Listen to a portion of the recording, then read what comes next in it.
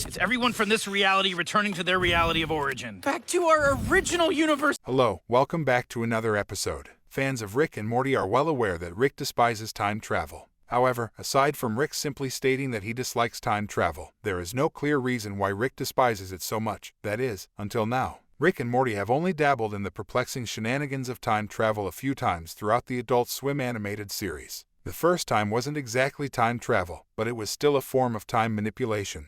That happened in Rick and Morty Season 2, Episode 1, A Wrinkle in Time, when Rick pauses time to give himself, Morty, and Summer more time to clean up after a party they threw at their house. This results in the creation of multiple timelines and the intervention of a fourth-dimensional being who exists outside of what humans perceive as time, the first time travel entity introduced to fans. Rick and Morty's second encounter with time travel occurs in Rick and Morty Season 4, Episode 5, Rattlestar Galactica. Morty accidentally introduces a planet populated entirely by snakes to the idea that they aren't alone in the universe in that episode.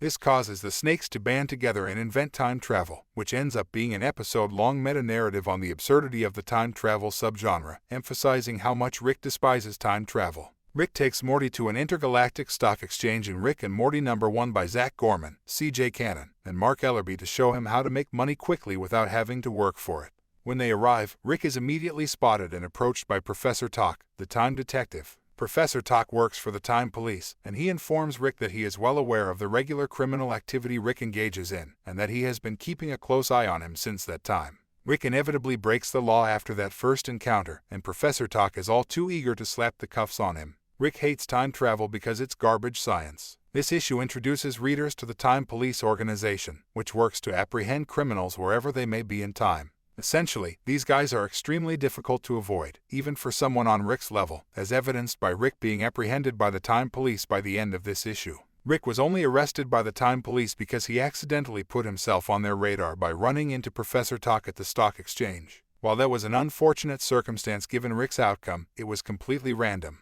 Imagine how much faster Rick would have caught the attention of Professor Talk and the Time Police if he had been committing his usual number of crimes while also sliding through the time stream. Essentially, the Time Police proved to be more than Rick can handle, as demonstrated explicitly in this issue when they successfully arrest Rick, something that not even a government made entirely of himself could do. Because the Time Police monitor the time stream and all crimes that occur within it, unauthorized time travel would undoubtedly alert them, resulting in Rick's immediate incarceration. So, while Rick has his reasons for disliking time travel, it appears that the real reason he despises it so much is that it is the one thing he isn't allowed to do in the entire Rick and Morty multiverse for fear of being confronted by a police force he doesn't want to deal with. Thanks for watching, and don't forget to subscribe.